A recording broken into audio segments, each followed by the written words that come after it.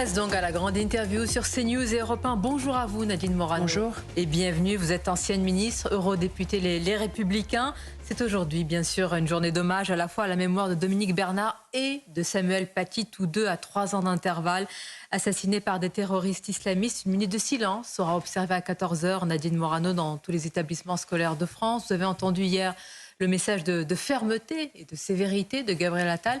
Est-ce que ça sera suffisant selon vous? Il y a eu beaucoup d'incidents il y a 3 ans lors de cette minute de silence déjà.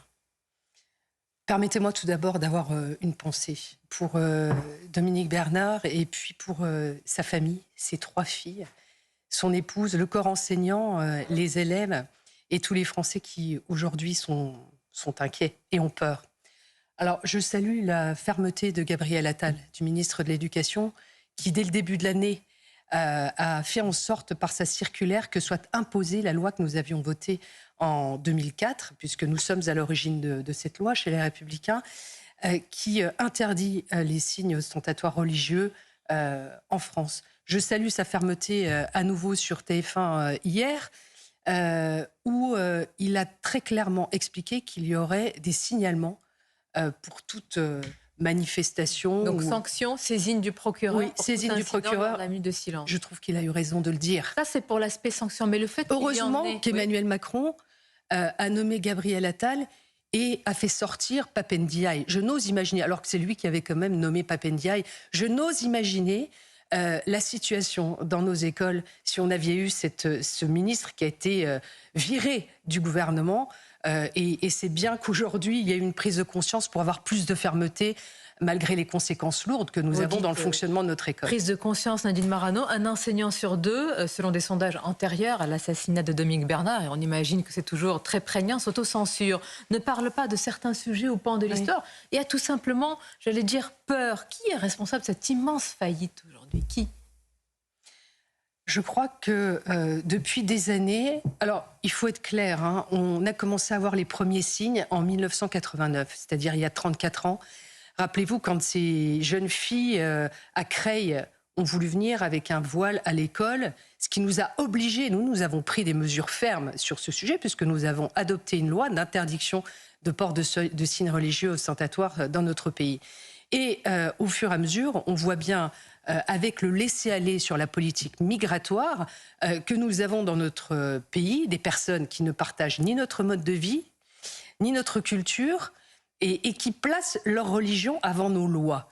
Et donc, à force de laisser venir des personnes en France qui veulent imposer leur mode de vie et leur religion, qui ne veulent pas qu'une femme soit soignée par un homme médecin, qui veulent imposer des menus dans les écoles.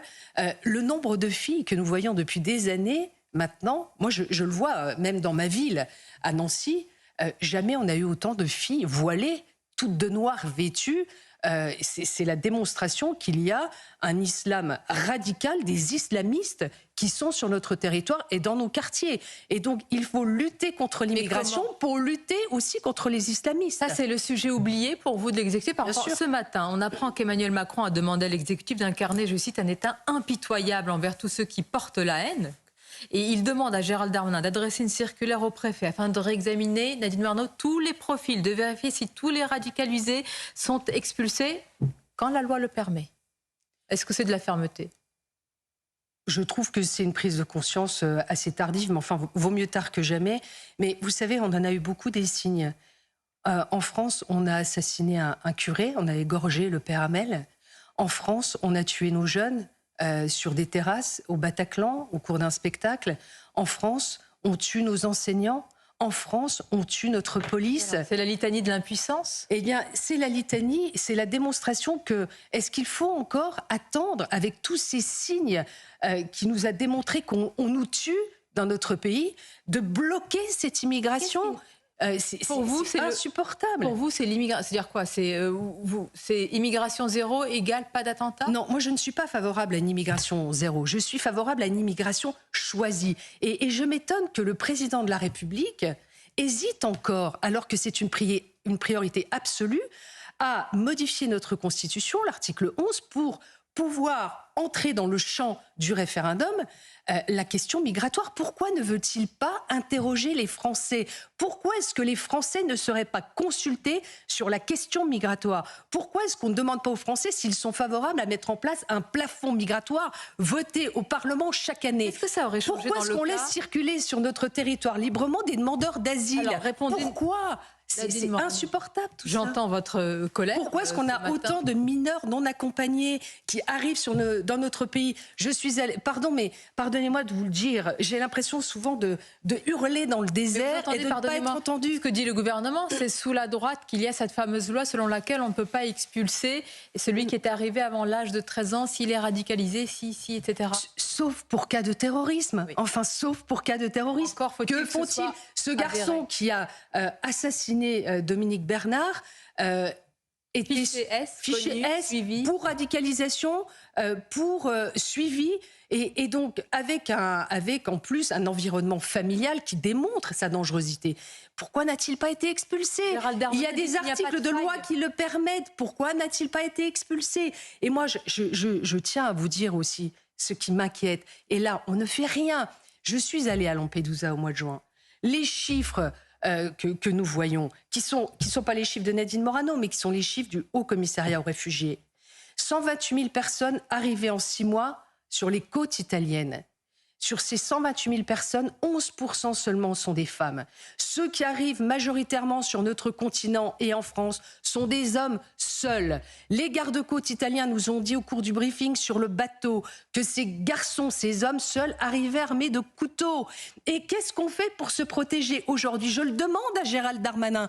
Il y a déjà des jeunes qui arrivent de Lampedusa, qui sont en banlieue parisienne. Donc vous voyez très bien qu'en fait, on a une invasion migratoire sur ce territoire qui est orchestrée, organisée. Vous employez ce mot d'invasion migratoire. Bien sûr, c'est une invasion migratoire. On parle de Lampedusa, mais Lampedusa, c'est juste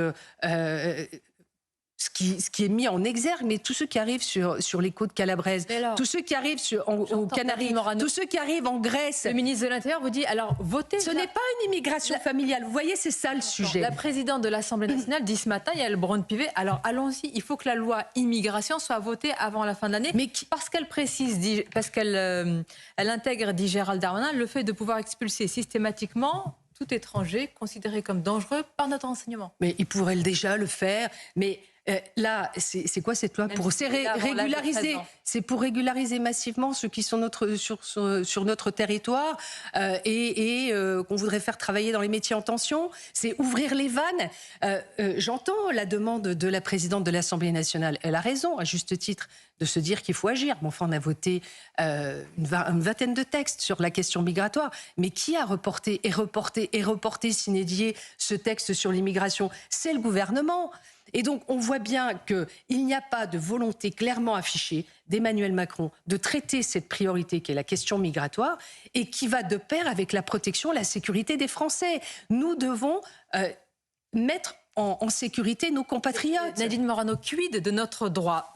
En 2014, toute la famille de se radicaliser aurait pu être expulsée, mais des associations à l'époque comme la CIMAD, le MRAP, le Parti communiste ont fait pression, et la circulaire Valls a joué, donc cette famille n'a pas été expulsée. Dernièrement, Gérald Darmanin, il dit, même si la France est condamnée par la CEDH pour la reprise des expulsions de Tchétchènes fichés vers la Russie, moi j'assume. Mais est-ce qu'il faut assumer jusqu'à sortir, par exemple, de la CEDH? Certains disent que ce serait sortir de l'état de droit. Oui, non, mais non, il faut aussi, si vous voulez, il faut qu'en matière migratoire, on puisse se protéger. Moi, je suis allée au Danemark. Je vois que le fait d'avoir cette exemption sur la question migratoire leur permet de traiter de manière beaucoup plus efficace la question migratoire. Moi, j'ai vu des personnes qui sont dans l'équivalent de nos centres de rétention administratifs, qui y sont depuis 7 ans. Et donc, vous inquiétez pas, ils ont découragé les gens à venir sur le territoire danois. Et puis, par ailleurs, vous ne circulez pas librement au Danemark si vous êtes demandeur d'asile ou débouté du droit d'asile. Pourquoi est-ce que chez nous, ils circulent librement? Moi, je veux qu'on puisse, avec un accord avec un pays tiers, faire partir les demandeurs d'asile et les déboutés du droit d'asile. Le Danemark est en train de négocier, l'Autriche aussi, avec le Rwanda. Pourquoi est-ce que nous ne le faisons pas? Le Danemark a négocié avec le Kosovo pour implanter une prison toute pour la pouvoir... complexité, vous le savez, c'est l'accord avec quel pays tiers pour pouvoir justement signer. Faisons-le. Si on ne le fait pas, pourquoi est-ce que le Danemark négocie avec le Rwanda et que nous ne le faisons pas? Pourquoi est-ce qu'il négocie avec le Kosovo et que nous ne le faisons pas? Donc il y a des possibilités pour à la fois... contrôler mieux nos frontières. Moi, je le dis tout de suite, je ne voterai pas le pacte asile, le pacte migratoire. Ici même, à votre Parlement européen. Gérald Darmanin a dit que s'il n'était pas voté, ce serait une forme d'attention de la part de l'opposition. Non, il y a le pacte migratoire. Il y a plusieurs textes. Il y a des textes qui portent quelques avancées, mais il y a surtout des textes. Créer un coordinateur à la relocalisation. C'est-à-dire qu'on envoie de l'autre côté de la Méditerranée le fait qu'on va créer un coordinateur à la relocalisation, c'est-à-dire qu'on va répartir les migrants qui arrivent chez nous. Donc ça veut dire quoi? Et ça veut dire que pire, si vous n'en prenez pas, vous aurez à payer 20 000 € par migrant que vous ne prenez pas. Mais moi, je suis désolée, ceux qui devraient payer les 20 000 €, c'est les pays d'origine auxquels on apporte une aide au développement. Eh bien, qu'on leur défalque par nombre de personnes qui sont arrivées de leur pays et qui ne sont pas reparties de l'aide au développement. Il faut conditionner nos aides au développement à la maîtrise de leur politique migratoire. Nadine Morano, la France et de nombreux pays qui ont soutenu évidemment sans réserve Israël face aux attaques terroristes barbares du Hamas sont en train de rappeler à Netanyahou la nécessité qu'il respecte le droit international. L'offensive terrestre se prépare. Est-ce que cette réserve qui est mise, est-ce que ce rappel est important aujourd'hui? Vous savez, ce qui s'est passé en Israël, c'est une attaque terroriste.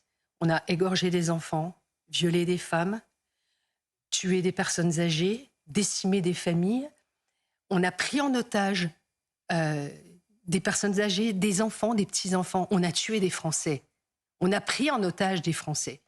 Et donc, ce mouvement, cette organisation Hamas est une organisation terroriste qui doit être traitée comme telle. Quand Israël est en train de préparer une intervention sur la bande de Gaza, en informant les populations civiles, en faisant des frappes chirurgicales sur les bâtiments dans lesquels se trouve le Hamas, en sachant que les seuls responsables des victimes civiles sur la bande de Gaza, c'est le Hamas. Ce n'est pas Israël. Et donc, moi, je soutiens Israël dans la défense de son territoire. Sans réserve. Il faut abattre le Hamas. Il faut détruire le Hamas. D'accord, mais vous entendez la voix de la France de dire attention quand même aux populations gazaouites. Mais tout le monde veut... moi, je suis favorable à deux États, la création de deux États. Mais vous savez, quand on veut pouvoir avancer sur la création de ces deux États, c'est par le débat. C'est pas par le terrorisme. Il ne faut pas oublier que dans la charte du Hamas, il y a la destruction d'Israël. Il n'y a pas de compromis possible avec des gens qui veulent vous détruire. Et donc, il n'y a pas eu d'élection depuis plus de 15 ans. Les autorités palestiniennes, quelle légitimité ont-elles? Moi, je suis allée à Sderot.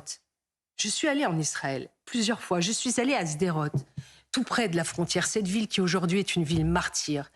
J'avais discuté avec Alon Davidi, le maire de Sderot, qui lui rêvait de faire une zone franche économique avec Gaza, en me disant que toutes ces générations perdues, avec lesquelles on devrait travailler, il y avait vraiment cette volonté de trouver des solutions. Pour autant, j'ai visité dans les écoles, dans les cours d'école, j'ai vu tous ces jeux en béton pour que les enfants aient quelques secondes pour pouvoir aller se cacher. Israël est une démocratie. Le Hamas est un mouvement terroriste. Il faut abattre le Hamas. Et là, pardon, mais il faut bien voir que derrière tout ça, il y a la main de l'Iran. Et nous avons à protéger Israël. Nous devons protéger Israël. Et aujourd'hui, ce qui se passe en France, c'est la transposition de ce que vit... Ce qui se passe en Israël. Certains ont dénoncé le manque de réaction des stars... entre guillemets, des people, des footballeurs. Je voudrais vous soumettre, pour conclure cet entretien, la réaction de Karim Benzema. Toutes nos prières pour les habitants de Gaza, victimes une fois de plus de ces bombardements injustes qui n'épargnent ni femmes ni enfants. Il n'y a pas eu de réaction pareil, hein, il n'a pas eu cette réaction par rapport aux civils israéliens. Comment vous réagissez à ça? Moi, je trouve que ce qui est le plus explicite, c'est ce qu'il n'a pas écrit. C'est-à-dire? Parce que il n'a eu... aucune compassion pour les enfants décapitées sur le territoire d'Israël, pour ces femmes violées, il parle de femmes et d'enfants, pour ces femmes violées, éventrées, pour ces personnes âgées qui ont été abattues, pour ces jeunes qui faisaient la fête, qui ont été décimés au cours de ce festival. Et donc, il a choisi son camp. En écrivant uniquement cela, en fait, il est un élément de propagande du Hamas. Parce que le Hamas a une stratégie qui est de détruire Israël physiquement, mais qui veut aussi détruire Israël dans les opinions publiques internationales. Agent de propagande du Hamas. Bien sûr, parce que les seules victimes, les responsables des victimes à Gaza, c'est le Hamas. C'est le Hamas qui se sert des enfants, des femmes comme boucliers pour se protéger. Ce sont des lâches. Ils ne viennent pas pour s'en prendre à l'armée. Ils viennent pour s'en prendre à des femmes et des enfants, le Hamas. Et donc, dire uniquement qu'il a des prières pour les habitants de Gaza. Moi, j'ai des prières pour les habitants de Gaza. J'ai des prières pour les habitants d'Israël. J'ai des prières pour nos compatriotes français qui sont là-bas, retenus sur la bande de Gaza. Ils les ont traînés à Gaza. Ils ont traîné tous ces civils à Gaza. Et là, il a des prières uniquement pour ceux qui vivent à Gaza. C'est honteux. Je vais vous dire, pour moi, je pense qu'il a craché sur la Marseillaise. Parce qu'il dit qu'il n'avait pas craché sur la Marseillaise, il dit qu'il n'aime pas la Marseillaise. Il s'est retourné, ça a été le seul joueur de foot à se retourner pour cracher après la Marseillaise. Eh bien là, il nous crache dessus une seconde fois. Et donc, il vit en Arabie Saoudite, il est bien en Arabie Saoudite, il a choisi son camp, nous choisissons le camp de la démocratie. Merci. C'est ça la différence. Nadine Morano, merci, c'était votre grande interview ce matin sur CNews et Europe 1. Bonne journée à vous.